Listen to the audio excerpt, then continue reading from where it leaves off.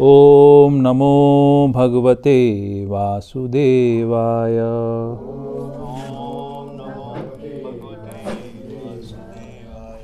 भगवद गीता अध्याय 8 श्लोक संख्या 20, 21 और 22। सबसे पहले मैं शब्दार्थ पढ़ूंगा। परह, सब साथ में बोलें। परह, परम, तस्मात्, उस, तु, लेकिन, भावः, प्रकृति, अन्यः, दूसरी, अव्यक्तः, अव्यक्त, अव्यक्तात्, अव्यक्त से, सनातनः, शाश्वत, यह सह, वह जो, सर्वेषु, समस्त, भूतेषु, जीवों के, नश्यत्सु, नाश होने पर, न, कभी नहीं, विनश्यति, विनष्ट होती है। परस्तस्मात्तु भावोऽन्यो व्यक्तो व्यक्तात् सनातनः यः स सर्वेषु भूतेषु न्यास्यत्सु न विनश्यति। परस्तस्मात्तु भावोऽन्यो व्यक्तो व्यक्तात् सनातनः यः स सर्वेषु भूतेषु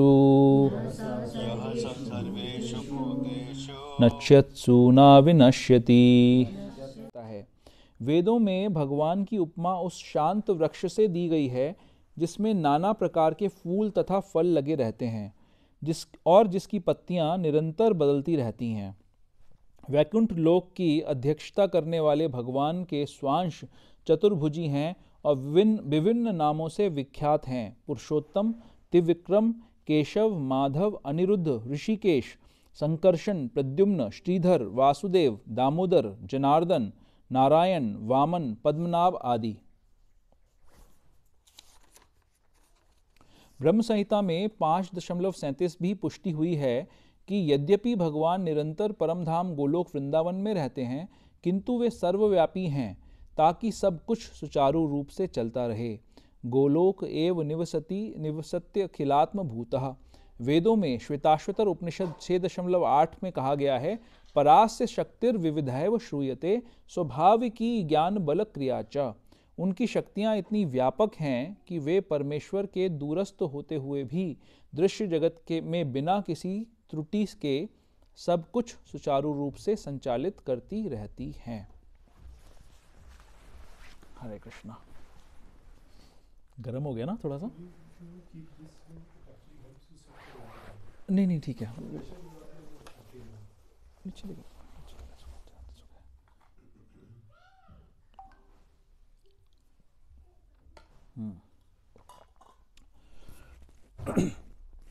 ओम अज्ञानतिमिरान्धस्य ज्ञानाञ्जनशलाकया चक्षुर्मिलितं येन तस्मै श्रीगुरुवे नमः। श्रीचैतन्यमनोभीष्टं स्थापितं येन भूतले स्वयं रूप कदा मह्यं ददाति स्वपदान्तिकं। वन्देऽहं श्रीगुरोः श्रीयुतपदकमलं श्रीगुरुन् वैष्णवांश्च। श्रीरूपं साग्रजातं सहगण रघुनाथान्वितं तं सजीवं साद्वैतं सावधूतं परिजनसहितं कृष्णचैतन्यदेवं श्रीराधा कृष्णपादान् सहगण ललिता श्रीविशाखान्वितांश्च। हे कृष्ण करुणा सिंधु दीनबंधु जगत्पते गोपेश गोपिका कांत राधा कांत नमोस्तुते। तप्त कांचन गौरांगी राधे वृंदावनेश्वरी वृषभानुसुते देवी प्रणमामि हरिप्रिये।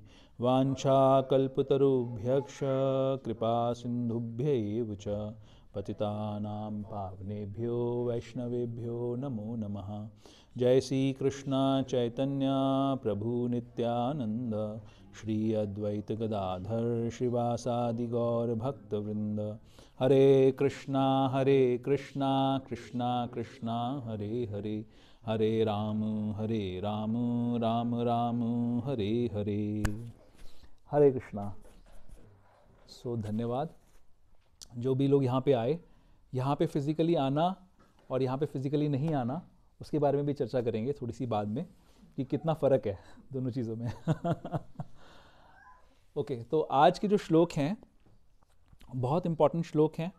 एक्चुअली ये पूरा चैप्टर बहुत इम्पॉर्टेंट है, पूरी गीता बहुत इम्पॉर्टेंट है, एक एक श्लोक बहुत इम्पॉर्टेंट है।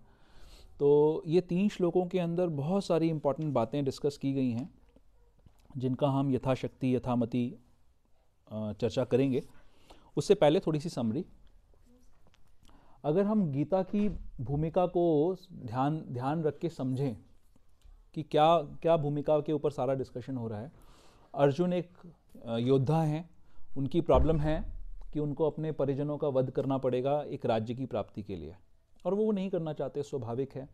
क्यों नहीं करना चाहते? क्योंकि उनको लग रहा है कि युद्ध करके राज्य जीत भी लिया और स्वजनों को मार दिया तो ये मेरे लिए कुल मिलाकर अगर पूरी बैलेंस शीट टैली करी जाए तो ये घाटे का सौदा है, क्योंकि मैं उन लोगों के बिना मैं क्या यहाँ पर आनंद भोगूंगा।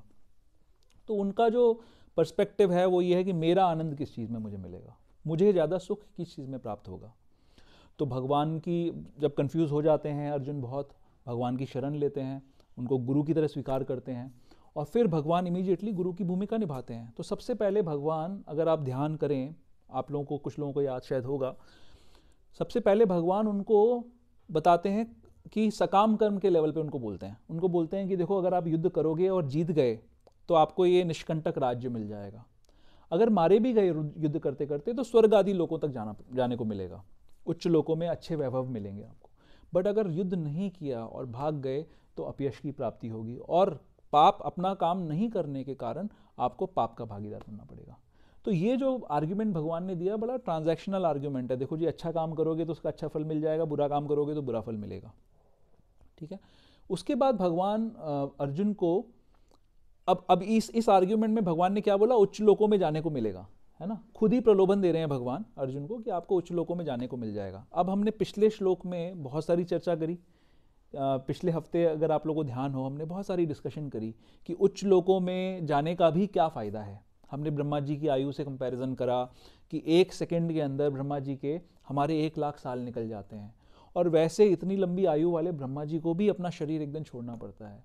तो सबसे नीचे वाले लोकों से लेकर, पाताल से लेकर ऊपर सत्यलोक ब्रह्मलोक तक भी सारे के सारे कष्ट हैं, कष्ट विराजमान हैं। मरना पड़ता है, बीमारियां, बुढ़ापा, ये सब चीज़ें आती हैं, बुढ़ापा भी आता है, व्याधियां भी आती हैं, और हमें अंत में शरीर छोड़ना पड़ता है। तो भगवान जब स्टार्टिंग में अर्जुन को समझाते हैं तो बहुत नीचे लेवल से उनको धीरे धीरे ला रहे हैं, और ये 8th चैप्टर पे भी हम पहुंच गए हैं। 8th चैप्टर के अंदर बहुत गहरी बात कर रहे हैं। फिर भगवान उनको 2nd चैप्टर के अंदर ही समझाते हैं, बुद्धि योग का इंस्ट्रक्शन देते हैं।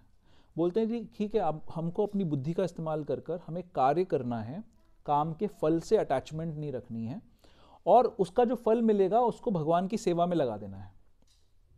ये ज़्यादा बेटर पोजीशन बताते हैं भगवान। क्यों ज़्यादा बेटर पोजीशन बताते हैं? क्यों करना पड़ेगा काम? अर्जुन बार बार क्या कह रहे हैं? अर्जुन बार बार ये कह रहे हैं कि मैं चला जाता हूं जंगल में, मैं काम नहीं करना चाहता।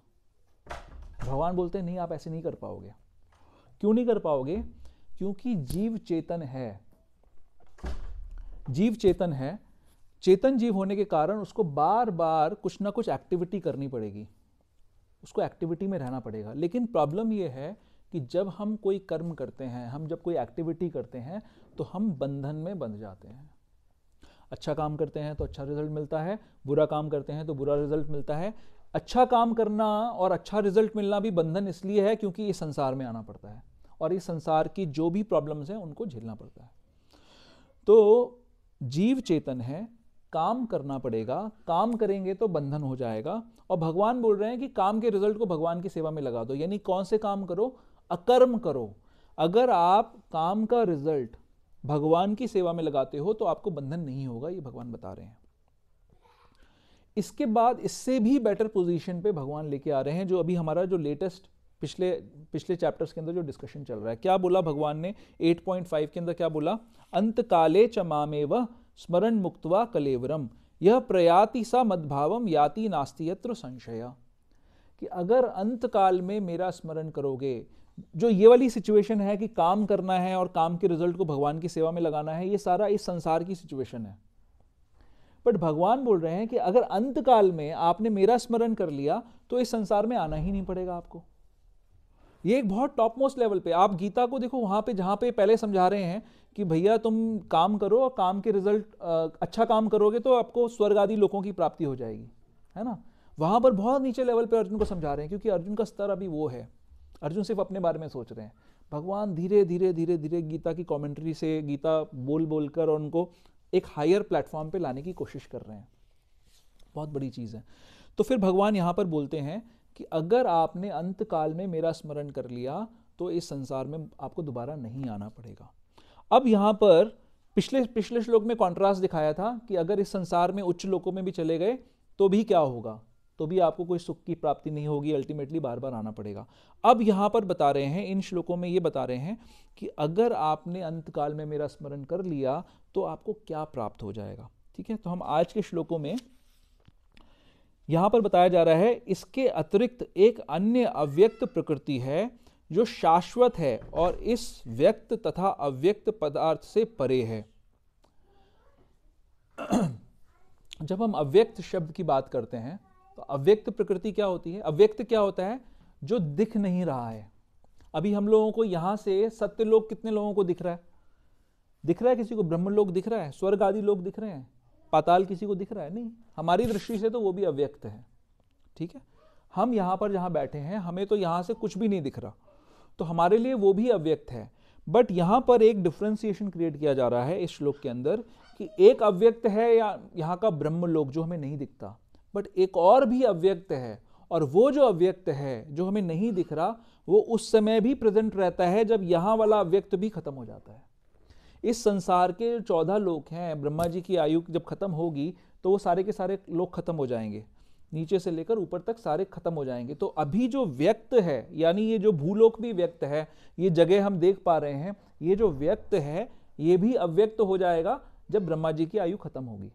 ठीक है, लेकिन जब ये भी अव्यक्त हो जाएगा तो उस समय भी एक और अव्यक्त है जो हमेशा मैनिफेस्टेड रहेगा, वो हर समय मौजूद रहेगा, बट वो अव्यक्त है हमारे लिए। तो वहां उस अव्यक्त तक पहुंचने की क्वालिफिकेशंस इसमें आगे वाले श्लोकों में बताई जा रही है। क्या कहा जा रहा है? परस्तस्मात् तु भावोन्यो अव्यक्तो व्यक्तात् सनातनः। वो सनातन रूप से अव्यक्त है बट वो हमेशा प्रेजेंट रहता है। इसके अतिरिक्त एक अन्य अव्यक्त प्रकृति है जो शाश्वत है, इस व्यक्त तथा अव्यक्त पदार्थ से परे है। इस लाइन को समझ गए ना? व्यक्त तथा अव्यक्त पदार्थ से परे का क्या मतलब है?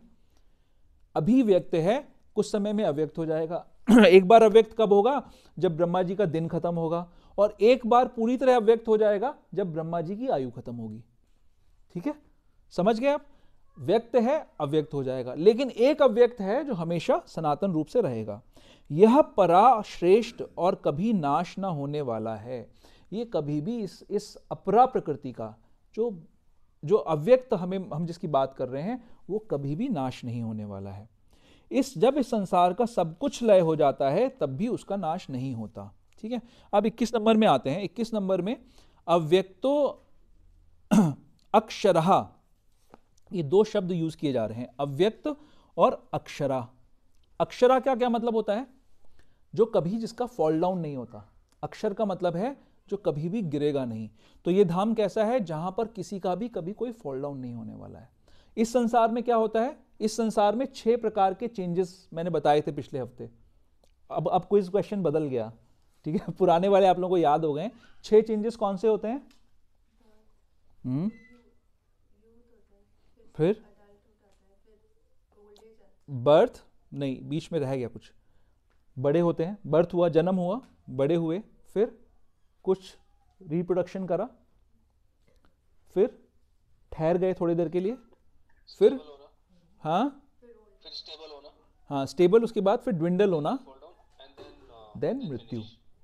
ये 6 तरीके के चेंजेस यहाँ पर हर चीज में होते हैं। संसार की कोई ऐसी चीज आप बता सकते हो इस संसार में जिसमें चेंजेस नहीं होते हैं? भले वो लिविंग हो या नॉन लिविंग हो, हर चीज डिटोरेट होती है कि नहीं होती है? तो इसको कहते हैं क्षर, खत्म हो जाना। भगवान का संसार, जो भगवान का धाम है, वो कैसा है? वो अक्षर है, उसमें ये 6 प्रकार के ट्रांसफॉर्मेशंस नहीं होंगे। आगे चलते हैं। परमाम गतिम, अब यहां पर बात हो रही है इत्ययुक्तस्तमाहु परमाम गतिम, ये परम गति है। परम गति यानी जब हम कभी बात करते हैं कि टॉप मोस्ट है ये चीज, यहां पर आना, ये बिल्डिंग बेस्ट है, यानी ऐसा कह सकते हैं कि ऐसी भी कोई जगह है जो लेस देन बेस्ट है, ऐसा हो सकता है, राइट? जब हम बोलते हैं कि ये चीज बेस्ट है तो कुछ ऐसा हो सकता है जो लेस देन बेस्ट होगा, करेक्ट? तो परमाम गतिम, गतिम का क्या मतलब है? Destination, destination, right? तो परमाम गतिम है, भगवान का जो धाम जिसका डिस्क्रिप्शन हो रहा है ये परमाम गतिम है। हरे कृष्णा। तो परमाम गतिम है यानी कुछ और डेस्टिनेशंस भी हैं जो परमाम गतिम नहीं है। परम यानी टॉप मोस्ट गति जिनकी नहीं होती है। कौन से डेस्टिनेशंस हैं? वही जो इसमें बताया गया है। भगवान गीता में ही 2.45 के अंदर स्टार्टिंग में ही बोलते हैं, 2.45 निकालिए जरा अपना, 2.45।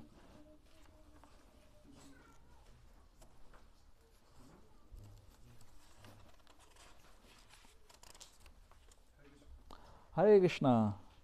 त्रैगुण्य विषया वेदा निस्त्रैगुण्य भवार्जुना निर्द्वंदो नित्य सत्वस्थो निर्योग क्षेम आत्मवान। वेदों में मुख्यतः प्रकृति के 3 गुणों का वर्णन हुआ है। मेन इस लाइन पे मैं आपका ध्यान आकर्षित करना चाहता हूं कि वेदों के अंदर क्या है। वेदों के अंदर कई सारे अनुष्ठान बताए गए हैं। क्या अनुष्ठानों से होगा? उन अनुष्ठानों को करने से आपको अलग अलग गतियों की प्राप्ति होगी। इससे पहले अगर हम देखते हैं 42 और 43 नंबर श्लोक में देखते हैं, यामिमाम पुष्पिता वाचाम प्रवदन्त्य विपश्चितः वेदवाद रतः पार्थ नान्यदस्तिति वादिनः। अल्पज्ञानी मनुष्य वेदों के उन अलंकारिक शब्दों के प्रति अत्यधिक आसक्त रहते हैं जो स्वर्ग की प्राप्ति, अच्छे जन्म, शक्ति इत्यादि के लिए विविध सकाम कर्म करने की संस्तुति करते हैं। इंद्रिय तृप्ति तथा ऐश्वर्यमय जीवन की अभिलाषा के कारण वे कहते हैं कि इससे बढ़कर और कुछ भी नहीं है। अब इस श्लोक को अगर हम ध्यान से इसको समझने का प्रयास करें, 2.4243 के अंदर क्या बता रहे हैं कि कई सारे लोग किन चीजों को श्रेष्ठ मानते हैं। हम अभी परमाम गतिम की बात कर रहे हैं, ठीक है? ये बच्चे खेलते रहेंगे, आप लोग डिस्ट्रैक्ट मत होइए, उनको करने दीजिए जो कर रहे हैं। अगर यहाँ पे आके नाचेंगे भी तो भी कोई फर्क नहीं पड़ता, जस्ट डोंट बॉदर, करने दो जो कर रहे हैं, ठीक है? आप इधर जो मैं कह रहा हूं उसको ध्यान से सुनिए। अल्पज्ञानी मनुष्य वेदों के उन अलंकारिक शब्दों के प्रति अत्यधिक आसक्त रहते हैं जो स्वर्ग की प्राप्ति, डेस्टिनेशन है, राइट? स्वर्ग इज अ डेस्टिनेशन, जो स्वर्ग की प्राप्ति को अच्छा बताते हैं, जो अच्छे जन्म को अच्छा मानते हैं कि मुझे अच्छा जन्म मिल जाए, एक हाई फैमिली में, हाई क्लास फैमिली में मुझे जन्म मिल जाए तो क्या होगा? अच्छी शायद भोगने की हमें फैसिलिटीज मिल जाएंगी। शक्ति इत्यादि के लिए विविध सकाम कर्म करने की संस्तुति करते हैं, है ना? हमें ज्यादा अच्छी बॉडीली स्ट्रेंथ मिल जाए, तभी तो होता है ना। संसार में इतने सारे इनिशिएटिव्स हो रहे हैं। अगर आप किसी गांव के व्यक्ति से मिलेंगे जाकर तो उसके मन में क्या सपना होगा कि मैं किसी तरीके से शहर में पहुंच जाऊं। गांव के लोग आपको वो मॉडर्न सारे कपड़े और वगैरह पहन के दिख जाएंगे, वो इस तरीके से अपना एक्सेंट बोलने की कोशिश करेंगे, इमिटेट करते हैं पढ़े लिखे लोगों को। क्यों करते हैं? क्योंकि क्या सोचते हैं वो? क्योंकि वो सोचते हैं कि ये बेटर है, मुझे ऐसा बनना है। भारत वाले क्या सोचते हैं कि जो यूएस में हो रहा है या लंदन में जो चीजें हो रही हैं वो हम यहाँ पे अडॉप्ट कर लें। अगर कोई फॉरेन प्रोडक्ट यहाँ पर आता है तो हम इमीडिएटली उसके प्रति अट्रैक्ट हो जाते हैं कि ये अच्छा होगा। क्या है ये?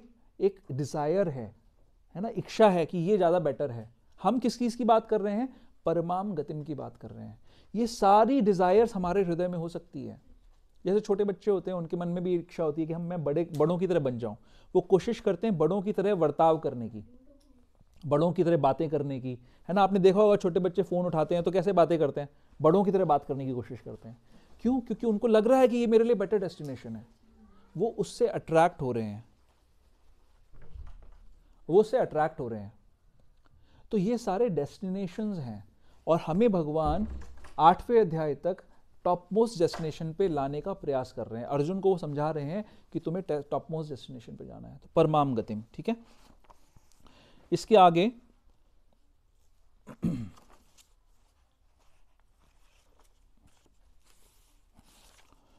इसमें कई सारे श्लोक में बातें हैं जो हम क्विकली डिस्कस करेंगे एक एक करके। जिसे प्राप्त कर लेने पर कोई वापस नहीं आता वही मेरा परम धाम है। इसके बाद प्रभुपाद जी ने इस तात्पर्य के अंदर परम धाम का बड़ा सुंदर विवरण किया है ना। परम धाम में क्या क्या होता है बताया है श्लोक के अंदर, कि वहाँ वो चिंतामणियों से बना हुआ धाम है। वहाँ पर जो महल हैं वो चिंतामणियों के समान है। जैसे आप कमरे में बैठे हैं, ठीक है। अब आज की डेट में चिंतामणि कैसे क्रिएट की जाती है, जैसे यहाँ पर अभी इसी रोड पे कुछ अपार्टमेंट्स बन रहे हैं जहाँ पे फुल्ली टेक्निकल फैसिलिटीज़ हैं। आप कमरे में बैठे हैं, आपने एक बटन दबाया पर्दा खुल जाएगा, बटन दबाया तो पर्दा बंद हो जाएगा, बटन दबाया तो टीवी की स्क्रीन सामने आ जाएगी, है ना। कैसा इच्छा जैसे करी, बट थोड़ा फिर भी एक्शन करना पड़ता है। अभी टेक्नोलॉजी उस लेवल पे पहुंची है, अभी उस लेवल पे पहुंची है कि थोड़ा एक बटन ज़रूर दबाना पड़ता है। अब जैसे लिफ्ट का यूज़ करते हैं हम, बटन दबाया तो आपको चढ़ने का कष्ट नहीं करना है, आप ऊपर आ गए, करेक्ट। तो भगवान का धाम कैसा है, भगवान के धाम को अभी भी कोई कंपैरिजन नहीं है, कि वो चिंतामणि है। वहाँ पे चिंतामणियों से बने हुए मकान हैं, ये पैलेसेस बने हुए हैं। वृक्ष कैसे हैं, कल्प वृक्ष हैं। जो मन में इच्छा आई इमीडिएटली उससे पूरी हो जाएगी। आप जब रूम में बैठे हुए हो, जैसे मान लो कोनन के मन में इच्छा आई कि मुझे तुरंत चॉकलेट मिल जाए किसी तरीके से, तो शायद तुरंत चॉकलेट मिल जाए, है ना। अगर किसी के मन में इच्छा आई कि अब कुछ खेलने को मिल जाए तो तुरंत खेलने को मिल जाएगा। चिंतामणियों से बना धाम है, वृक्ष कल्प वृक्षों के समान है, जहाँ पे चलना नाचने के समान है, जहाँ पर बोलना गाने के समान है। कैसा, इसका क्या मतलब हुआ, क्या इंप्लीकेशन हुआ इसका। यहाँ पर जब हम बोलते हैं तो कैसा बोलते हैं, किसी ना किसी को दुख पहुँचाने के लिए बोलते हैं, कुछ ना कुछ बुराई बोलते हैं, हमारी वाणी से किसी को कष्ट पहुँचता है। वहाँ पर जब संगीत होता है तो संगीत से किसी को कष्ट पहुँचता है क्या, संगीत हृदय को अच्छा लगता है। तो जब वहाँ पर बात होती है तो वो संगीतमय बात होती है। अभी गुरु महाराज के रामायण पे लेक्चर्स आ रहे हैं, तो उसमें वो अयोध्या का डिस्क्रिप्शन कर रहे हैं। तो वहाँ पर वो ये बोलते हैं डिस्क्रिप्शन में कि अयोध्या नगरी कैसी है, जब भगवान राम के समय में अयोध्या नगरी कैसी है, दशरथ जी के राज्य में कैसी है, कि वहाँ पर कोई किसी को कष्ट नहीं पहुँचाता, वाणी से कष्ट नहीं पहुँचाता किसी को। तो जहाँ पे चलना नाचने के समान है, जहाँ पर बोलना गाने के समान है, जहाँ पर सारी चीज़ें जितनी भी करोड़ों करोड़ लक्ष्मियाँ, जैसे हम लोग तो यहाँ पर लक्ष्मी जी की दिवाली पे पूजन करते हैं कि एक लक्ष्मी जी को गणेश जी के साथ बिठाकर उनकी प्रार्थना करते हैं कि कुछ लक्ष्मी मिल जाए। वहाँ पे अनंत कोटि लक्ष्मियाँ भगवान के श्री चरणों की सेवा में लगी रहती हैं। और वो कैसे सुंदर भगवान है, भगवान का डिस्क्रिप्शन है बहुत सुंदर। वो कैसे सुंदर भगवान है, मोर मुकुट धारी हैं, है ना, उनका श्यामल रंग है। गुरु महाराज एक लेक्चर में बता रहे थे कि जो भगवान का श्याम वर्ण है वो हम प्रयास करते हैं कि संसार के रंगों से कंपेयर करने के लिए हम शायद बादलों ऐसा रंग बना देते हैं या लाइट ब्लू रंग बना देते हैं। तो गुरु महाराज बता रहे थे कि भगवान का जो श्याम रंग है वो इस संसार के किसी रंग से मैच नहीं कर सकते आप उसको, वो अलग ही है, इस संसार में दिख नहीं सकता वो आपको। वो पीतांबरधारी है ना, पीत रंग के वस्त्र धारण करने वाले हैं, उनके हाथों में वेणु है, और वो जब वेणु को बजाते हैं तो सारे संसार स्तब्ध हो जाता है। जब समुद्र की लहरें आ रही होती हैं, समुद्र की लहरों को कोई रोक सकता है, लेकिन जब भगवान की वेणु बजती है तो नदियों की लहरें, समुद्र की लहरें स्तब्ध हो जाती हैं, जैसे फ्रीज हो जाती हैं। हर कोई जो काम कर रहा होता है उसी समय वहीं पर रुक जाता है, क्योंकि उनके हृदय को इतना आनंद प्रदान करने वाली ये वेणु का संगीत होता है भगवान का, हर कुछ कोई वहीं पे रुक जाता है ना। भगवान सुंदर त्रिभंग ललितम, एक त्रिभंग मूर्ति के अंदर खड़े रहते हैं, है ना। अपना आपने देखा ना, 3 जगह से टेढ़े होके खड़े होते हैं भगवान, तो वो खड़े हो जाते हैं। और फिर उस भगवान को वहाँ पर जितने भी उस धाम में जितने भी लोग हैं वो उन्हीं भगवान की पूजा करना चाहते हैं, उन्हीं के लिए कार्य करना चाहते हैं।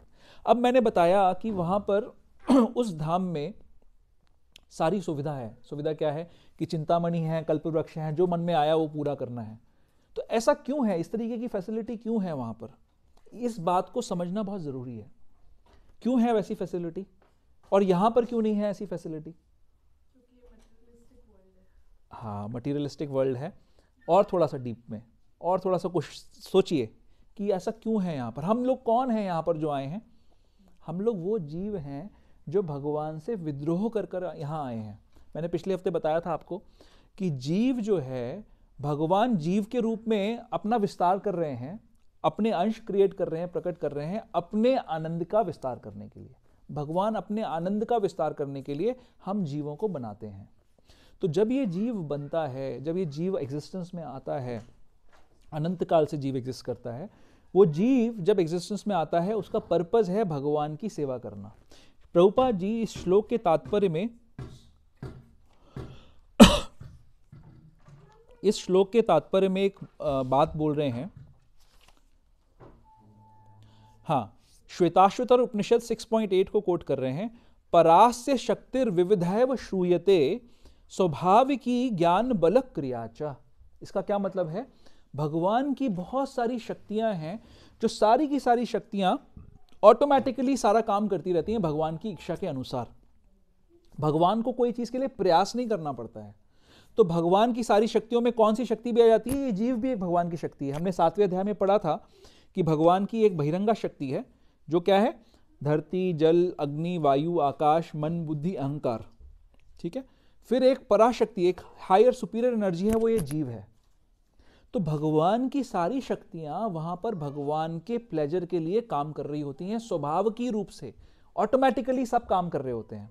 अब वो जीव जब संसार में आता है तो क्यों आता है, किस कारण से आता है? जो लोग भी भगवान से विद्रोह करना चाहते हैं उन्हीं को इस संसार में आना होता है। वही लोग इस संसार में आते हैं, उनके लिए ये जगत बनाया गया है। तो ये कौन सी जगह है? जेल है। तो अगर हम ये एक्सपेक्ट करें कि हमें यहां पर वैसी फैसिलिटीज मिल जाएं जैसे गोलोक वृंदावन धाम में है, तो फिर जेल, हम क्या एक्सपेक्ट कर रहे हैं कि जेल वैसी बन जाए जैसे ये जगह सुंदर है, ऐसी सुंदर बन जाए। क्या ये डिजायर, क्या ये एक्सपेक्टेशन जस्टिफाइड है? जेल का पर्पस क्या है? जेल का पर्पस है हमारा प्यूरिफिकेशन, पनिशमेंट के थ्रू प्यूरिफिकेशन और रेस्ट्रिक्शन, ताकि हम अनंत ज्यादा नुकसान ना कर सकें। तो आपको एक कंट्रोल्ड एनवायरनमेंट में रख दिया, मेंटेन किया जा रहा है, लेकिन वहां पे सजा के साथ साथ आपको प्यूरिफाई करने का प्रयास किया जा रहा है। उसी तरीके से ये संसार रूपी जेल है। इस जेल के अंदर हमें वैसी फैसिलिटीज नहीं मिलती। तो जो भगवान के धाम में फैसिलिटी है वो कैसी है? वहां पे सब कुछ होता है, लेकिन वहां पर कोई ऐसी डिजायर नहीं करता कि मैं भगवान से अलग रह के भोगना चाहता हूं। वहां पर जब जो कल्प वृक्ष हैं, वहां पर जो चिंतामणि हैं, उनसे कोई क्या डिजायर करेगा? हम लोग अपने लेवल पे ऐसा सोच सकते हैं कि यार यहाँ जाने को मिल जाए एक बार तो फिर मैं बढ़िया सी गाड़ी ले लूंगा, या बढ़िया सा फ्लैट ले लूंगा, या बढ़िया सा कुछ भी, जो भी हमारे मन की बढ़िया। पुरुषों को लग सकता है कि बढ़िया सुंदर हीरोइन को मिल जाए, या स्त्रियों को लग सकता है कि बढ़िया हीरो मिल जाए। बट वहां पर डिजायर कैसी करेंगे हम? वहां पर हम सिर्फ सेवा की ही डिजायर करेंगे। उस सेवा के लिए सारी शक्ति हमें मिल जाएगी। अब गीता के आगे आने वाले श्लोकों में हम इस चीज को पढ़ेंगे। बहुत इंपॉर्टेंट पॉइंट है ये। भगवान कह रहे हैं तेषाम सतत युक्ता नाम भजताम प्रीतिपूर्वकम। क्वालिफिकेशन समझिए। तेषाम सतत युक्ता नाम, जो सतत भगवान का भजन कर रहा है, तेषाम सतत युक्ता नाम भजताम प्रीतिपूर्वकम, प्रेम पूर्वक, प्रीतिपूर्वक मेरा भजन कर रहा है। ददामी बुद्धि योगम तम येन माम उपयंति थे। मैं उसको बुद्धि योग प्रदान करता हूं ताकि वो मेरे पास आ सके। सिमिलर सिचुएशन है, प्रयास करिए समझने का। सिमिलर सिचुएशन है। जो व्यक्ति भगवान का नित्य भजन कर रहा है, प्रेम पूर्वक भजन कर रहा है, भगवान उसको ऐसी इंटेलिजेंस देते हैं ताकि वो उनके पास आ सके। क्या करेगा? आके उनकी सेवा करेगा। तो वहां पर जो धाम में ऑलरेडी जो जीव मौजूद हैं वो क्या कर रहे हैं? उनकी इंटेलिजेंस कैसे चल रही है? उनकी इंटेलिजेंस में ये बात स्थित हो चुकी है कि अगर हम भगवान की सेवा करते हैं, इसी में मेरा स्वाभाविक आनंद है। वहां जो शक्तियां हैं, भगवान की सारी शक्तियां जो सेवा में लगी हुई हैं, उनके मन में ये क्लियर कॉन्सेप्ट है कि मेरा आनंद भगवान की सेवा में ही है। भगवान की सेवा से हटकर मुझे किसी प्रकार का कोई आनंद नहीं मिल सकता। और इसी बात पे अर्जुन को भगवान ला रहे हैं। वो अर्जुन जो ये कह रहा है कि मैं इनको नहीं मारना चाहता क्योंकि इनको मारने से मुझे दुख की प्राप्ति होगी, उसी अर्जुन को भगवान बता रहे हैं कि तुम मेरी शक्ति हो, तुम्हें मेरे बताए हुए मेरे आनंद के लिए तुम्हें काम करना है, मेरी सेवा के लिए तुम्हें काम करना है। और वो सेवा तुम कैसे करोगे? अब सवाल आता है, पहली बात तो प्रश्न आता है कि कौन कौन ऐसी जगह पे जाना चाहता है? कौन कौन जाना चाहता है जहां पर चिंतामणियों से बना हुआ सारा का सारा प्लेनेट चिंतामणियों से बना हुआ है, जहां पे कल्प वृक्ष हैं? कोनन भी जाना चाहती है। और कौन कौन जाना चाहता है? सिर्फ कोनन की मम्मी नहीं जाना चाहती है। मम्मी के बिना जाएगी कौन? नहीं जाएगी, वो भी नहीं जाना चाहती है। कौन जाना चाहता है ऐसी जगह पे? ऐसी जगह पे हम सब जाना चाहते हैं। तो बट कैसे जाएंगे वहाँ पर? कैसे मिलेगा वहाँ का वीज़ा? कोई है एम्बेसी? कहाँ पे वीज़ा लगता है गोलोक वृंदावन धाम का? कौन बताएगा? हाँ, कहाँ पे वीज़ा लगता है गोलोक वृंदावन का? हरिनाम संकीर्तन से। इसमें इसी श्लोक के हिसाब से आप लोगों को आंसर देना है। इस श्लोक में क्या बात बोली गई है, कैसे पहुंचेंगे हम वहां पे? पढ़ो पढ़ो पढ़ो, श्लोक में ही है इसका सीक्रेट। आज की जो चर्चा है 20, 21, 22 के अंदर ही कुछ है इसका आंसर। हाँ हाँ हाँ, धन्यवाद। कह रहे हैं भगवान रास्ता बता रहे हैं, है ना? भगवान बता रहे हैं कि भगवान ने पहले तो स्थापित किया, देखो पहले तो प्रलोभन दे दिया, देखो तुम मेरे धाम आओगे तो वहां पर क्या क्या चीजें मौजूद हैं। अब फिर बता रहे हैं तरीका क्या है। क्या है? भगवान जो सबसे महान हैं, अनन्य भक्ति द्वारा ही प्राप्त किए जा सकते हैं। यद्यपि वे अपने धाम में विराजमान रहते हैं तो भी वे सर्वव्यापी हैं और उनमें सब कुछ स्थित है। ये दोनों ही बातें बहुत इंपॉर्टेंट हैं, समझने वाली हैं। अनन्य भक्ति का क्या मतलब होता है? कौन बताएगा? अनन्य भक्ति क्या होती है? कोई किसी को श्लोक याद है इसका? कोई श्लोक बता सकता है मुझे?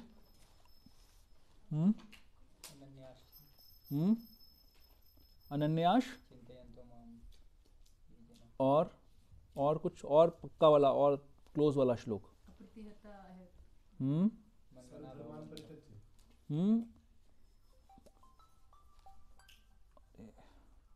और बताओ, और सोचो। रूप गोस्वामी का श्लोक है। ऑनलाइन किसी को कुछ कोई बता सकता है?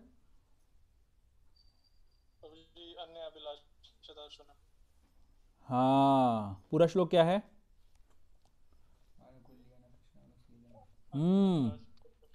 पूरा श्लोक क्या है? अन्याभिलाषिता शून्यम ज्ञान कर्मादि अनावृतम अनुकूल्येन कृष्णानुशीलनम भक्तिर उत्तमा। अब इसको डिवाइड करते हैं, इसको समझने का प्रयास करते हैं। हम क्या बात कर रहे हैं? भगवान कह रहे हैं कि हमें अनन्य भक्ति से आप हमारे धाम पे आ सकते हो। अब क्या बात हो रही है? क्या है पहली लाइन? अन्याभिलाषिता शून्यम। कौन सी? क्या कोई अभिलाषा? ऐसा लिखा है कि अभिलाषा शून्यम। अन्य अभिलाषा शून्यम और अभिलाषा शून्यम में क्या फर्क है? मायावादी लोग कहते हैं कि हमें डिजायरलेस हो जाना है। हम प्रयास कर रहे हैं कि हम डिजायरलेस हो जाएंगे, हमारी कोई डिजायर नहीं होनी चाहिए। सुना है ऐसा कभी? कोई मानता है इस चीज को? कई सारे पढ़े लिखे लोग ऐसा सोचते हैं कि मुझे डिजायरलेस हो जाना है। डिजायर क्यों सोचते हैं ऐसा? क्योंकि उनको ये लगता है कि डिजायर ही मेरी प्रॉब्लम का कारण है। मैं इच्छा करता हूं इसलिए दुख पाता हूं। ये तो मानेंगे ना आप लोग? मैं इच्छा करता हूं, दुख पाता हूं, इसलिए मुझे डिजायरलेस होना है। यहां पर क्या कहा जा रहा है? अन्याभिलाषिता शून्यम, यानी अन्य किसकी, कौन सी डिजायर्स नहीं होनी चाहिए और कौन सी होनी चाहिए? जीव कौन है? जीव कृष्ण का पार्ट है। उसका कारण क्या है एग्जिस्टेंस का? वो कृष्ण के आनंद के लिए बना है। तो डिजायर कौन सी होनी चाहिए? कृष्ण को आनंद प्रदान करने में मैं कैसे सहयोग कर सकता हूं, इस चीज की डिजायर होनी चाहिए। अन्याभिलाषिता शून्यम, और अपने भोग की डिजायर कि मैं भगवान से अलग रहकर कुछ भोगना चाहता हूं, वो डिजायर नहीं होनी चाहिए। हम टॉप मोस्ट लेवल की बात कर रहे हैं, ठीक है? इस लेवल के लिए हमें एस्पायर करना है।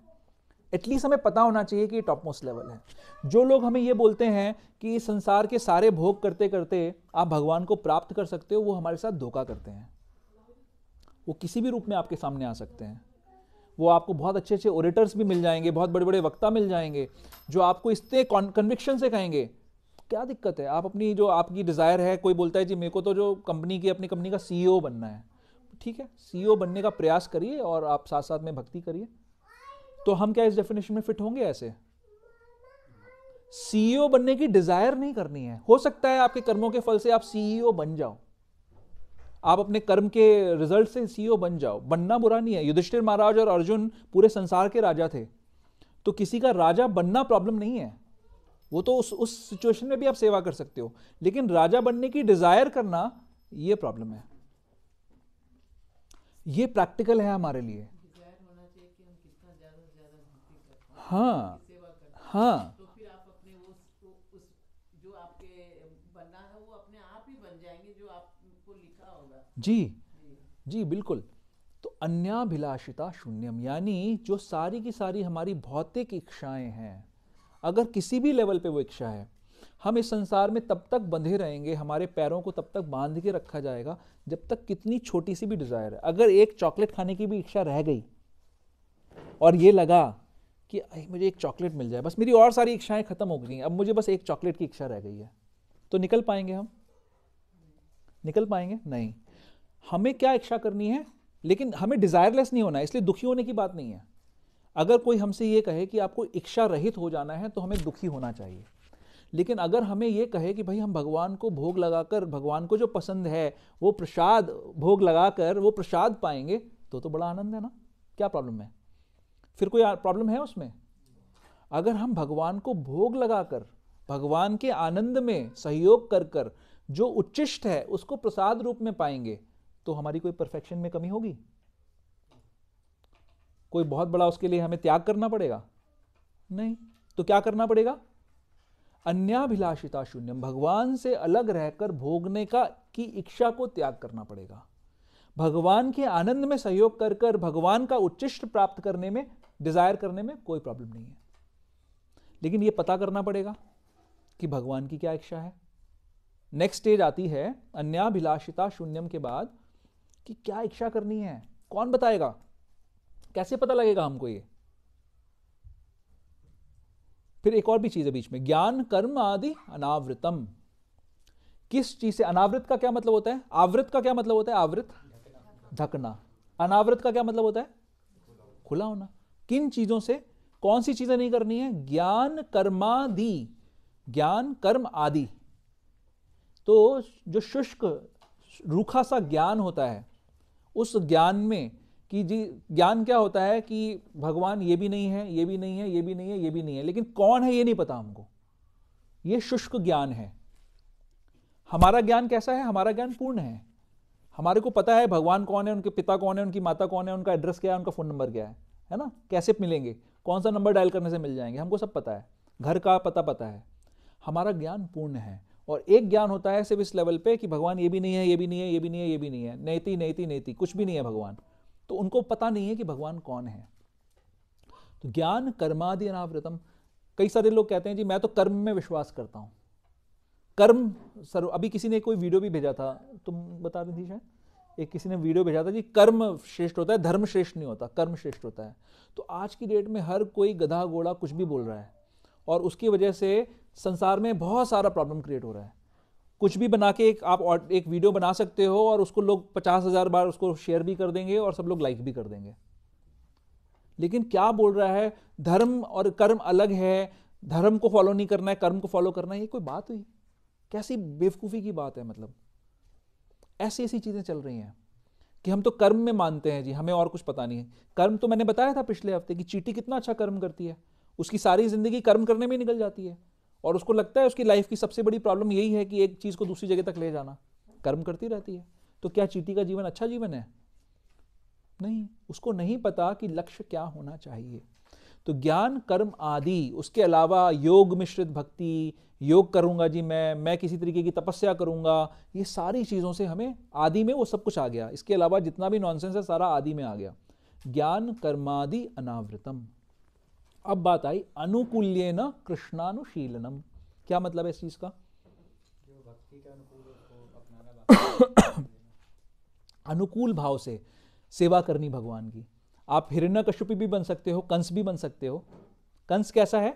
वो भी भगवान का चिंतन कर रहा है दिन रात, है ना, हर समय सोते जागते कंस को भगवान ही नजर आ रहे हैं। तो कंस बनना अच्छा है क्या? क्या प्रॉब्लम है कंस के साथ? वो अनुकूल नहीं है भगवान के, वो प्रतिकूल है, भगवान से बैर कर रहा है। बट भगवान दयालु हैं, भगवान कंस पे भी कृपा कर रहे हैं, भगवान जो है हिरण्यकश्यप पे भी कृपा कर रहे हैं, वो बहुत दयालु हैं। लेकिन हमें कैसा बनना है? जब ऐसे दुष्टों के ऊपर भी भगवान कृपा करते हैं, प्रेम रखते हैं, तो हमें क्या करना है, हमें भगवान से अनुकूलता स्थापित करनी है। अनुकूल्येन कृष्णानुशीलनम भक्तिर उत्तमा। तो अब ये कैसे पता लगेगा कि क्या चीज अनुकूल है, क्या चीज प्रतिकूल है? अब आप चाहो कि अभी 25 दिसंबर आई, तो 25 दिसंबर को मैं भगवान को वो सैंटा क्लॉज की ड्रेस पहनाना चाहता हूं, अनुकूल है या प्रतिकूल है? क्यों, कैसे पता आपको? भगवान को अच्छा नहीं लगेगा रेड कलर का वो ड्रेस और ऊपर वो टोपी, सेंटा क्लॉज वाला ड्रेसअप, खराब लगेगा भगवान को? क्या बोलते हो आप लोग? करते हैं लोग, कुछ लोग ऐसा। भगवान को कुछ लोग जीन्स पहनाना चाहते हैं, उनको लगता है कि आप मॉडर्न ज़माना है, अब तो भगवान को भी जीन्स पहनना चाहिए और यहाँ पे गॉगल्स लगे होने चाहिए और जीन्स पहनना चाहिए और हाथ में मोबाइल होना चाहिए। और कुछ लोग ऐसे भी करते हैं कि स्विमिंग पूल पे ले जाते हैं भगवान को, और जैसे हम लोग का एक वो होता है ना स्विमिंग पूल बनाते हैं, तो वो भगवान के लिए भी एक स्विमिंग पूल बनाते हैं, उसमें भगवान को विराजमान करा देते हैं। और कुछ लोग ऐसे भी करते हैं कि उनको टीवी देखने का शौक है, तो टीवी में वो सोचते हैं देखो जो मैं जो भी काम करूँगा वो भगवान भी करेंगे, तो वो साथ में भगवान को विराजमान कराते हैं और टीवी देखते हैं साथ में। कितने बड़े बड़े भक्त हैं, ऐसे भक्त देखे आपने? हाँ, अभी मैंने एक वीडियो देखा, रेस्टोरेंट में वो भगवान को विराजमान कराया हुआ है, लड्डू गोपाल जी को, और वहां पर चारों सब लोग बैठे हुए हैं और वहीं पे वो खाना चल रहा है और भगवान को भी विराजमान कराया। कितने उत्तम श्रेणी के भक्त हैं, बताइए आप लोग ऐसी भक्ति कर पाएंगे? आपको एंट्री मिलेगी भगवान के धाम में? कौन बोलता है, किसको इसको मिलेगी एंट्री, किसको लगता है? हाँ, आपको बात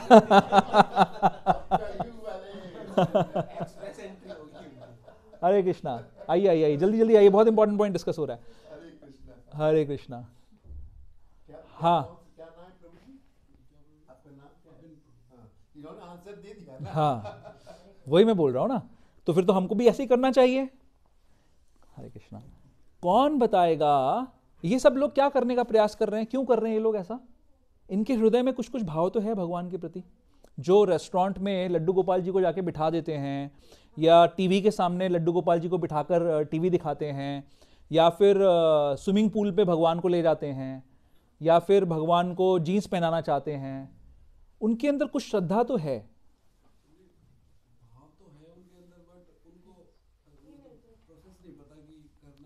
हाँ, मैं वही डिस्कस करना चाहता हूं कि उनके अंदर कुछ बात तो है। तो कैसे पता लगेगा कि क्या कर सकते हैं? क्या आप लोग हंस रहे हो, यानी आप सबको पता है कि जो मैं बातें बता रहा हूं वो मूर्खता की बातें हैं, वो करना मूर्खता है, आप लोगों को पता है। लेकिन जो व्यक्ति, आप सोचो कि रेस्टोरेंट में अगर भगवान को लेके जा रहा है तो उसके अंदर कितनी सिंसियरिटी होगी। भाई हिम्मत चाहिए ना, 50 लोग बैठे हुए वो देख रहे हैं आपने भगवान को विराजमान करा रखा है बीच में, तो उसके अंदर सिंसियरिटी तो कुछ होगी। लेकिन हम हंस रहे हैं उनके ऊपर। हम क्यों हंस रहे हैं? क्योंकि वो मिसडायरेक्टेड हैं, उनको नहीं पता कि भगवान को किस चीज में आनंद आता है। प्रभुपाद जी के जो गुरुदेव हैं श्रील भक्ति सिद्धांत सरस्वती ठाकुर, उन्होंने समझाया, हम सबको सिखाया, सीयर एंड द सीन, दृष्टा और दृश्य विचार। उन्होंने ये समझाया कि भगवान दृष्टा हैं और हम दृश्य हैं। हमारी जो टेंडेंसी है अभी वो क्या है कि हम अपने आप को दृष्टा मानते हैं और हम भगवान को दृश्य मानते हैं। हम सोचते हैं कि भगवान हमारे इंजॉयमेंट के लिए बने हैं, मेरे प्लेजर के लिए भगवान बने हुए हैं। ये ही बहुत बड़ा ब्लेम है, बहुत बड़ा दोष है हमारी थिंकिंग में। हमें यह समझना है कि हम भगवान के आनंद के लिए बने हुए हैं, तब हमारी थिंकिंग सही होगी। तब हम ये सोचना शुरू करेंगे कि भगवान क्या चाहते हैं हमसे। अभी हमारी थिंकिंग है कि जैसा मैं चाहता हूं वैसा भगवान को होना चाहिए। अगर मुझे चाय पीना अच्छा लगता है तो मैं चाय का भोग लगाऊंगा भगवान को और चाय पीऊंगा साथ में। बंगाल के अंदर कई सारे ऐसे अपसंप्रदाय हैं वैष्णवों के नाम पर, वो लोग मछली का भी भोग लगाते हैं भगवान को। क्या कहते हैं वो लोग? कि ये गंगा फल है। क्या कहते हैं? गंगा फल है। अगर उनको ये कहा जाए कि भाई आप जो है ये गंगा फल, ये तो गंगा फल नहीं है, ये तो मांस है, तो गुरु महाराज बता रहे थे अपने लेक्चर में, उनसे कहा जाए अगर कि देखो चैतन्य महाप्रभु तो नहीं करते थे ऐसा, वो चैतन्य महाप्रभु के फॉलोअर्स हैं, बंगाल की बात हो रही है आपके तो चैतन्य महाप्रभु तो ऐसा नहीं करते थे। तो बोलेंगे चैतन्य महाप्रभु वो तो बहुत महान है, हम उनकी कहाँ पे तुलना कर सकते हैं? हम लोग तो छोटे छोटे लोग हैं, ठीक है, चेतन बाबू नहीं करते थे लेकिन हम तो ऐसा कर सकते हैं। फिर जब वो लोग कीर्तन करेंगे तो कीर्तन में उनके अंदर वो अष्ट सात्विक विकार उत्पन्न हो जाएंगे, है ना। कैसे विकार? वो जमीन पे लौटना शुरू कर देंगे, अपने कपड़े फाड़ देंगे, उनकी आंखों से आंसू आ रहे होंगे, रोंगटे खड़े हो जाएंगे। तो उनको देख के आपको लगेगा कि भाई इनसे बड़ा भक्त तो दुनिया में संसार में कोई नहीं है। तो फिर उनसे कोई पूछेगा कि भाई ये क्यों कर रहे हो आप, और क्या होगा, जैसे ही उनकी परफॉर्मेंस खत्म होगी तो इमीडिएटली वो आपको बीड़ी पीते हुए पाए जाएंगे। वो आपको कहीं दिखेंगे बीड़ी पी रहे होंगे कहीं पे। तो आप उनसे बोलोगे जाके कि भाई आप ऐसे क्यों कर रहे हो? बोले चैतन्य महाप्रभु भी तो करते थे, हम भी कर रहे हैं। तो मछली खाने के लिए वो चैतन्य महाप्रभु के स्तर पे नहीं है, लेकिन अष्ट सात्विक विकार उत्पन्न करके दिखाने के लिए, ड्रामा करने के लिए चैतन्य महाप्रभु जो कर रहे थे वो करेंगे। तो भक्ति सिद्धांत सरस्वती ठाकुर समझाते हैं कि दृष्टा दृश्य विचार, कि हम दृष्टा नहीं हैं, हम दृश्य हैं। भगवान ने हमें अपने एंजॉयमेंट के लिए बनाया है, तो भगवान हमें देखेंगे और हमें ऐसे बिहेव करना चाहिए ताकि भगवान हमें देख के प्रसन्न हो। प्रभुपाद जी क्या कहते थे? मंदिर जाओ तो अच्छे कपड़े सज धज के जाओ, अच्छे से श्रृंगार करके जाओ। क्यों? क्योंकि भगवान आपको देखेंगे उस टाइम पे। और हम लोग कैसे कब सजते धजते हैं? जब हमें दिखाना होता है दुनिया को, ताकि दुनिया देखे और हम भोग कर पाए। तो भगवान के सामने जाओ तो सुंदर बन के जाओ, क्योंकि भगवान देखेंगे आपको। हम भगवान के प्लेजर के लिए बने हुए हैं। तो प्रश्न ये है कि उन लोगों के हृदय में कुछ भाव तो है, कुछ सिंसेरिटी तो है, बट गड़बड़ कहां पे हो रही है? उनके ज्ञान की कमी है। क्या कमी है? कौन, कहां से पता लगेगा कि क्या करना चाहिए? कृष्णानुशीलनम कैसे, अनुकूल्येन कृष्णानुशीलनम कैसे पता लगेगा? ये मेरा प्रश्न है आप लोगों से। कैसे पता लगेगा? कौन बताएगा? शास्त्र बताएंगे। शास्त्र की वाणी कैसे पता लगती है हमें? गुरु के माध्यम से। हमें किसी प्रामाणिक गुरु की शरण ग्रहण करनी पड़ेगी, तब जाकर हम इस चीज को समझ पाएंगे। बिना गुरु के शरण किए हमें नहीं पता लगेगा कि भगवान के लिए हमें क्या करना चाहिए, क्या नहीं करना चाहिए। हम ऐसी बेवकूफ़ी की, मूर्खता की चीज़ें करते रहेंगे भक्ति के नाम पे, और हमें लगता रहेगा कि हम बहुत महान भक्त हैं, लेकिन भगवान का प्लेजर नहीं है ना उसमें। तो गुरु कौन होना चाहिए? गुरु की क्या क्वालिफिकेशंस हैं? कौन गुरु बन सकता है? कौन गुरु बन सकता है? हाँ, श्रोत्रिय ब्रह्मनिष्ठम, परंपरा से आना चाहिए। जैसे 4.2 के अंदर, 4.2 निकालिए आप अपने, सबसे बेसिक चीज पे आते हैं सबसे पहले।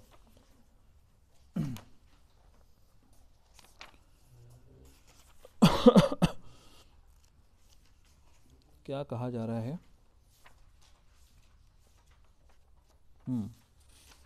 मिला श्लोक आप लोगों को? एवं परंपरा प्राप्तम इमं राजर्षयो विदुहु स काले नेह महतो योग नष्टा परम तपा। इस प्रकार यह परम विज्ञान गुरु परंपरा द्वारा प्राप्त किया गया। गुरु की परंपरा, सबसे पहली क्वालिफिकेशन है कि यह ज्ञान हमें परंपरा से प्राप्त होता है, परंपरा से हमें मिलना चाहिए। तो गुरु कौन हो सकता है? जो प्रामाणिक परंपरा में आता हो। पहली क्वालिफिकेशन तो यही है। जो परंपरा में नहीं है वो तो वैसे ही हमारे कंसिडरेशन सेट से बाहर हो गया।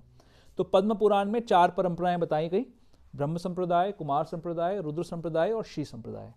हम लोग स्कॉन के जो डिवोटीज हैं वो ब्रह्म मध्व गौड़ीय संप्रदाय में आते हैं। हमारे आचार्य ब्रह्मा जी हैं और उनके थ्रू जो परंपरा चल रही है उसके थ्रू हम लोग अपनी भक्ति को प्रैक्टिस कर रहे हैं। तो पहली चीज तो ये हो गई कि हमें परंपरा से इस काम को करना है।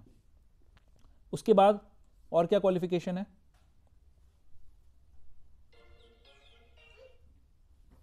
और क्या क्वालिफिकेशन है?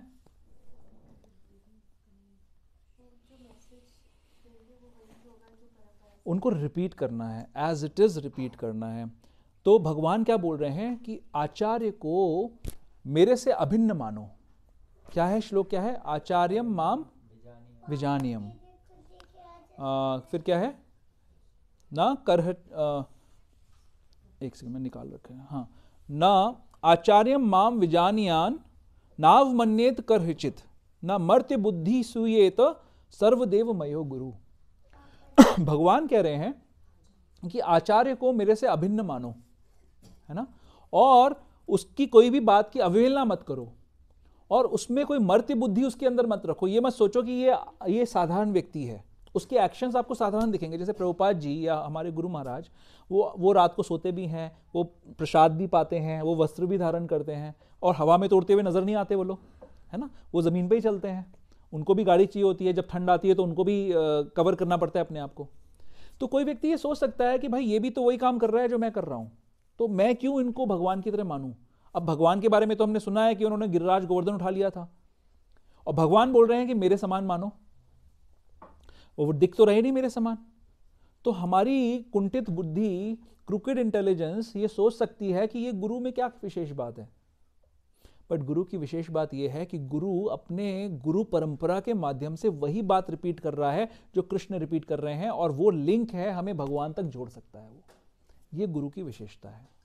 तो इसलिए कभी भी हमें मर्त्य बुद्धि, ये भौतिक बुद्धि नहीं रखनी चाहिए अपने गुरु के अंदर कि ये गुरु साधारण व्यक्ति है। और अगर ऐसी बुद्धि नहीं रखेंगे तो हम गुरु के निर्देशों का पालन कर पाएंगे फुल फेथ के साथ में। जैसे मान लो प्रभुपाद जी ने कई सारी ऐसी चीजें कहीं जो उस समय के हिसाब से बड़ी अटपटी सी लगती थी, नॉर्मली आदमी विश्वास नहीं कर पाता। प्रभुपाद जी ने कहा, हरे कृष्णा, प्रभुपाद जी ने कहा कि यूएस में जाकर जहां पे हर आदमी सब तरीके के गलत काम करता है, उनका रोज पानी की तरह वो लोग शराब पीते हैं, नॉनवेज ही उनकी स्टेपल डाइट है, और उनका विवाह में कोई उनका विश्वास नहीं है, हर किसी के साथ वो संबंध स्थापित करते हैं। उनको कहा जाके कि भाई 4 नियमों का पालन करना पड़ेगा। कौन से 4 नियम पालन करने पड़ेंगे?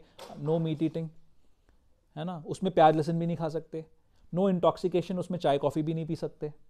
कोई तरीके का नशा नहीं करना है, किसी प्रकार का मांसाहार नहीं करना है, प्याज लहसुन नहीं खाना है, चाय कॉफ़ी नहीं पीनी है, और व्यभिचार नहीं करना है। विवाह संबंध के अंदर सिर्फ संतान उत्पत्ति के लिए संभोग किया जा सकता है, बताया। फिर कोई भी प्रकार का जुआ नहीं खेलना है। अब वहाँ पर कोई, इससे पहले बहुत सारे संत गए थे, तो प्रभुपाद जी को वहाँ पर एक रामकृष्ण उसके क्या नाम है उसका ऑर्गेनाइजेशन का, हाँ, रामकृष्ण मिशन। रामकृष्ण मिशन के एक सन्यासी बोलते हैं कि अब आप यहाँ पे यूएस में आ गए, अब आपको यहाँ की वेशभूषा और यहाँ का खान पान अपना लेना चाहिए। तो वो, क्योंकि उन्होंने वो कर लिया था, उन्होंने वहाँ की वेशभूषा और वहाँ का खान पान अपना लिया था। बट प्रभुपाद जी उनको कहते हैं कि नहीं, मैं यहाँ पे कुछ देने आया हूँ, और ये चीज़ें यहाँ पर यहाँ के लोगों को सीखनी पड़ेंगी। और 5000 से ज़्यादा उन्होंने शिष्य बनाए, 108 मंदिरों का निर्माण किया, पूरे विश्व में भगवान की भक्ति को स्थापित किया। तो क्यों कर पाए प्रभुपाद ऐसा? क्योंकि उनको अपने गुरु से यह आदेश प्राप्त हुआ था, और अपने गुरु के इस आदेश को उन्होंने चैलेंज नहीं किया। उन्होंने ये नहीं बोला कि देखो मेरी बुद्धि के हिसाब से आजकल अगर प्रैक्टिकली हम चलें तो मैं अपने शिष्यों की संख्या बढ़ा सकता हूं, 5000 की जगह 50,000 कर दूंगा अगर मैं थोड़ा सा डाइल्यूशन कर दूं। मैं 4 नियमों की जगह 3.5 कर देता हूं। जो स्त्री पुरुष संबंध वाला नियम है उसको थोड़ा सा डाइल्यूट कर देता हूं, तो बहुत सारे फॉलोअर्स बढ़ जाएंगे, है ना। लेकिन प्रभुपाद ने ऐसा नहीं किया। तो सही गुरु की पहचान ये है कि वो अपनी भौतिक बुद्धि लगाकर अपने आचार्यों के निर्देशों की अवहेलना नहीं करता है, और जब वो ऐसा नहीं करता है तभी उसकी वाणी में पोटेंसी आती है, तभी उसके बताए हुए बात को सुनकर लोगों के अंदर प्यूरिफिकेशन आ जाता है, और वो लोग अब भगवान की प्राप्ति कर सकते हैं ऐसा होने पर। तो ये क्वालिफिकेशन है गुरु की जो हमें समझनी है, कि गुरु को हम सभी को, क्या चैतन्य महाप्रभु क्या कहते हैं, जाहे देखो ताहे कहो कृष्ण उपदेश, अमार आज्ञा है गुरु है तारे ही देश। तो क्या कह रहे हैं हम सबके लिए, हम सबको क्या कह रहे हैं चैतन्य महाप्रभु, कि जिसको देखो उसको कृष्ण का उपदेश करो, और अमार आज्ञा है गुरु है, हमारी आज्ञा से, मेरी आज्ञा से मैं तुम्हें आज्ञा दे रहा हूं, सब लोग गुरु बन जाओ, और तारे ही देश। तो कैसा गुरु बनना है? वो गुरु जो अपनी बुद्धि से हर समय ये स्पेकुलेशन करता रहता है कि ये करूं, ये ना करूं, ये करना चाहिए, नहीं करना चाहिए। ये तो गुरुजी पुराने थे, वो तो बंगाली थे। कई सारे शिष्यों ने प्रभुपाद के ऐसा किया।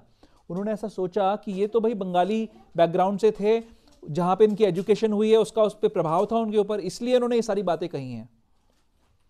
यूएस में एक अपसंप्रदाय इस्कॉन के अंदर ही शुरू हो गया है, जिसमें वो लोग वहाँ के जो वेशभूषा है वो भगवान को धारण कराते हैं, है ना, वहाँ का भोजन भगवान को धारण कराते हैं। वो बोलते हैं कि जो ये वैदिक कल्चर है, इस कल्चर को फॉलो करना जरूरी नहीं है।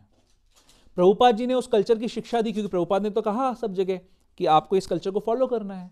तो प्रभुपाद जी ने जो ये कहा वो उनकी बंगाली अपब्रिंगिंग थी, वो उस जमाने के वो व्यक्ति थे, पुराने व्यक्ति थे, इसलिए उनके दिमाग पे वो प्रभाव था, बाकी उसको फॉलो करने की जरूरत नहीं है।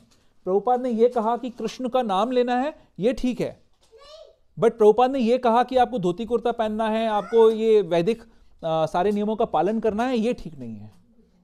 तो क्या ऐसा शिष्य, क्या वो गुरु बन सकता है? क्या वो ये 4.2 के अंदर जो भगवान बोल रहे हैं कि परंपरा से ज्ञान आता है, क्या वो परंपरा को फॉलो कर रहा है? नहीं कर रहा है। तो ये हम सबके लिए ये प्रॉब्लम्स हो सकती हैं, हम सभी के दिमाग में ये प्रॉब्लम आ सकती है, हम सभी लोग चैलेंज कर सकते हैं। तो हमारे लिए क्राइटेरिया है प्रभुपाद। प्रभुपाद एक प्रामाणिक इस युग के युगाचार्य हैं। उन्होंने जो कुछ भी हमें बताया वो पत्थर की लकीर है। उसको फॉलो करना और ना करने के बीच में ही डिफरेंस आ जाएगा कि कौन सही है और कौन गलत है। प्रभुपाद जी को जो फॉलो कर रहा है वो ठीक है, जो प्रभुपाद को फॉलो नहीं कर रहा वो गलत है। वो कोई भी आर्ग्यूमेंट दे सकता है, जैसे मैंने आपको उदाहरण दिया यूएस के अंदर जो हो रहा है आज की डेट में। तो इस्कॉन के अंदर ही हो रहा है, सब जगह हो सकता है प्रभु। इस्कॉन के अंदर, इस्कॉन भी तो भौतिक जगत में ही है ना। अब हमारे इस ग्रुप में मैं सबको एक जैसी बात बोल रहा हूँ, राइट? कुछ लोग बहुत आगे सेवा कर रहे हैं, कुछ लोग कम कर रहे हैं। अब कोई कहे कि आनंद गौरांग के ग्रुप में ऐसा हो रहा है, हाँ हो रहा है, क्योंकि कुछ लोग जो फॉलो कर रहे हैं वो ठीक है, जो नहीं कर रहे वो नहीं ठीक है। आप समझ रहे हैं प्रभु जी? तो ये इतना उसकी बात नहीं है, ताज्जुब की बात नहीं है, आश्चर्य की बात नहीं है, ये कहीं पे भी हो सकता है। भगवान ने 4.2 में क्या बताया कि मैंने ये ज्ञान 12 करोड़ साल पहले विवस्वान को दिया था। अब वो ज्ञान परंपरा से नीचे आते आते परंपरा टूट गई, यही तो बताया ना इसके अंदर। फिर से पढ़ते हैं श्लोक को। इस श्लोक में क्या बताया? इस प्रकार ये परम विज्ञान गुरु परंपरा द्वारा प्राप्त किया गया और राजर्षियों ने इसी विधि से इसे समझा, किंतु कालक्रम में यह परंपरा छिन्न हो गई, अतः यह विज्ञान यथा रूप में लुप्त हो गया। अब यहां पर गुरु कौन है? कृष्ण गुरु है, विवस्वान की परंपरा है। कृष्ण गुरु होते हुए विवस्वान की परंपरा में भी परंपरा छिन्न हो सकती है, तो प्रभुपाद के शिष्यों में परंपरा छिन्न क्यों नहीं हो सकती है? और यहां पर जो भी वक्ता है, जो भी गुरु बन के बैठा है, वो उसके फॉलोअर्स में क्यों नहीं छिन्न हो सकती है? पॉइंट क्या है? पॉइंट है फॉलोइंग और नॉट फॉलोइंग। जो फॉलो कर रहा है वो ठीक रास्ते पे है, जो फॉलो नहीं कर रहा उसने परंपरा को तोड़ दिया, वो परंपरा का टूटा हुआ अंग बन गया। तो हमें इस चीज को समझना है। शास्त्र में भागवतम के 11वें स्कंद के अंदर 20वें अध्याय के 17वें श्लोक में बहुत अच्छा श्लोक है। न देहम आद्यम सुलभम सुदुर्लभम प्लवम सुकल्पम गुरु कर्णधारम मायानुकूलेन नभस्वतेरितम पुमान भवाब्दिम न तरेत स आत्महा। क्या मतलब है इसका? कि हमें बहुत सौभाग्य से ये मनुष्य शरीर प्राप्त हो गया है। तो ये मनुष्य शरीर एक प्रकार का, ये एक नौका है जिसके कारण, जिसके थ्रू हम इस भव सागर से निकल सकते हैं। और गुरु कर्णधारम, गुरु वो डायरेक्शन देने वाले हैं, वो नाविक हैं जो हमें निकाल सकते हैं। और भगवान का सुंदर संदेश उस हवा के समान है जो हमारी नैया को बहा के ले जा सकता है सही दिशा में। अगर ये सब होने के बावजूद भी, मनुष्य शरीर मिलने के बाद, गुरु मिलने के बाद और भगवान की इस दिव्य वाणी का श्रवण करने के बाद भी अगर हमने इस निर्देश का ठीक प्रकार से पालन नहीं किया, तो ये क्या है? आत्महत्या के समान है। मनुष्य शरीर में भी अगर पाने के बाद, हम सब मनुष्य शरीरों में बैठे हैं ना यहाँ पर, अगर यहाँ पर बैठे हुए और हमें गुरु की भी प्राप्ति हो गई, हमने अपने अपने गुरुजनों की शरण ले रखी है, अगर इसके बावजूद, और शास्त्र भी हम अध्ययन कर रहे हैं, इसके बावजूद भी अगर हम इन सटल पॉइंट्स को ना समझें और हम गुरु को अपनी भौतिक बुद्धि से देखें, गुरु के निर्देशों को पालन ना करें, निर्देशों को फॉलो ना करें, तो हमने क्या किया? फिर आत्महत्या कर ली हमने। तो इसीलिए इस बात को, जो हमने शुरुआत कहाँ से हुई थी, हम क्या बोल रहे थे? आनुकूल्येन कृष्णानुशीलनम कैसे होगा, कैसे हमें समझ में आएगा कि क्या करना है? तो इसके लिए हमें गुरु की वाणी को श्रवण करना पड़ेगा। We should be very very particular, बहुत हमें स्ट्रिक्टली, सिंसियरिटी के साथ में श्रवण करने की आवश्यकता है। जब तक हम गुरु की वाणी का श्रवण नहीं करेंगे ठीक प्रकार से, तब तक हम नहीं समझ सकते कि गुरु हमसे क्या चाहते हैं। It's very very important. हमें सबको रेगुलर श्रवण करना जरूरी है, हर रोज श्रवण करना जरूरी है। और उसके बावजूद भी, श्रवण करते करते भी हमारे मन में डाउट्स आ जाते हैं, हम लोग फॉलो नहीं कर पाते ठीक प्रकार से। तो सबसे ज्यादा जो इंपॉर्टेंट है, हमारे जो नवधा भक्ति में भी क्या होता है? श्रवणम कीर्तनम विष्णु स्मरणम। श्रवण से शुरू होती है बात, तो श्रवण करना आवश्यक है। अगर हम चाहते हैं, अगर हम कोई सपना देख रहे हैं कि हम भक्ति में प्रगति करेंगे, तो हमें श्रवण करना होगा। अगर कोई व्यक्ति ये सोच रहा है कि मैं भक्ति में प्रगति कर लूंगा बिना श्रवण किए, तो वो सपना ही देख रहा है सिर्फ। श्रवण करेंगे तो चांस है। क्या चांस है? आपको समझ में आ जाएगा कि हमें करना क्या है। तब आप अनुकूल्य न कृष्णानुशीलनम, फिर आप जो भगवान के अनुकूल है वो कार्य कर पाओगे, नहीं तो वो नहीं कर पाओगे। ठीक है।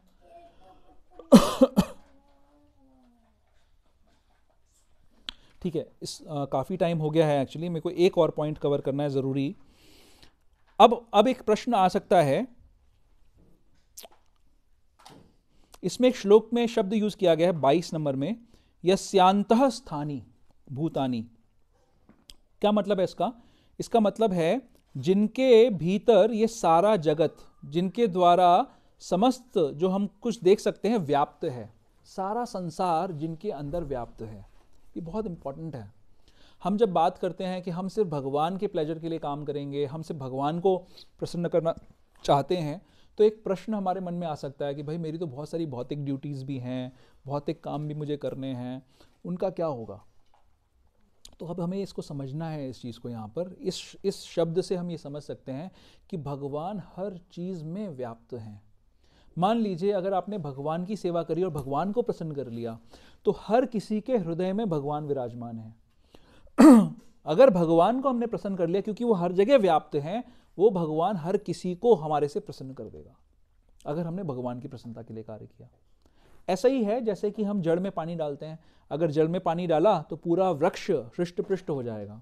और आप कोशिश करो कि मैं हर पत्ते पे पानी डालूं, तो आप पानी डाल ही नहीं पाओगे। हर पत्ते पे करोड़ों करोड़ों पत्ते हैं, उन पे कैसे पानी डालोगे? इस संसार में हर किसी के करोड़ों करोड़ों संबंध हैं, करोड़ों करोड़ों ड्यूटीज़ हैं, उन ड्यूटीज़ का पालन कैसे कर पाओगे? और हम देखते भी हैं संसार में लोग प्रयास करते हैं और फ्रस्ट्रेट होते रहते हैं, वो सफल नहीं हो पाते हैं, अपनी ड्यूटीज़ को पूरा करते करते करते करते फेल होते रहते हैं, सफल नहीं हो पाते हैं, क्योंकि वो जड़ में पानी नहीं डाल रहे। जब आप भगवान को सर्व करोगे तो भगवान आपको हृदय से प्यूरिफाई कर देंगे, आपके हृदय को, और आपके हृदय में किसी के प्रति भी द्वेष की भावना नहीं रहेगी।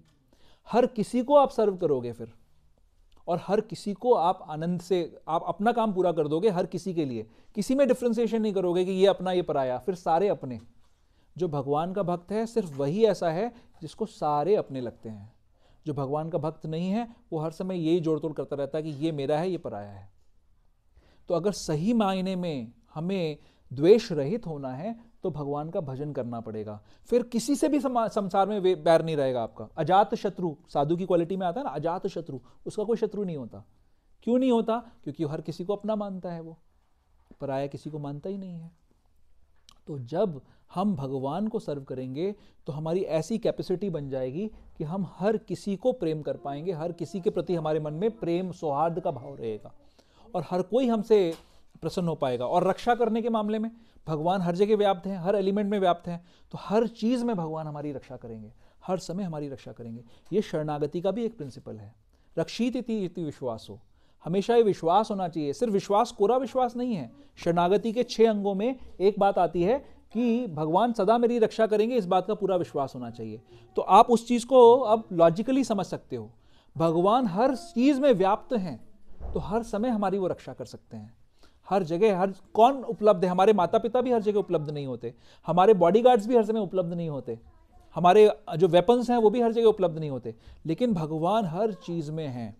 तो क्योंकि वो हर चीज़ में है तो इसलिए वो हर समय हमारी रक्षा कर सकते हैं। इसीलिए भक्त हर समय निर्भय रहता है, उसको कभी चिंता नहीं होती, क्योंकि उसको पता है भगवान उसके साथ में है।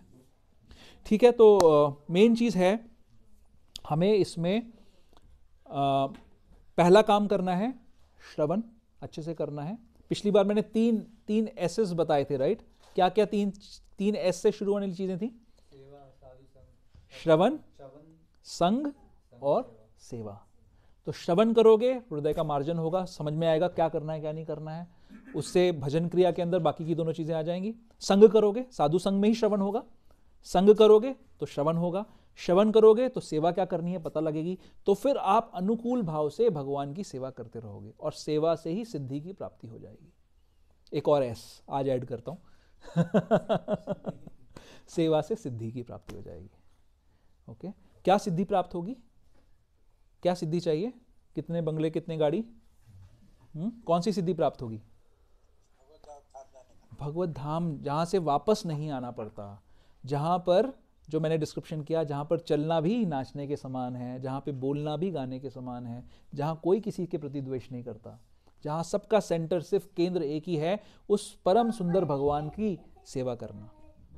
ठीक है, तो मैं इसी के साथ वाणी को विराम देता हूँ। बहुत सारे टाइम हो गया है, बातें तो बहुत सारी की जा सकती हैं एक्चुअली, लेकिन अगर किसी का कोई प्रश्न है तो वो डिस्कस कर सकते हैं। हरे कृष्णा। आप कहाँ हैं? आपका विरह है प्रभु यहाँ पर। आप यहाँ आने वाले थे ना?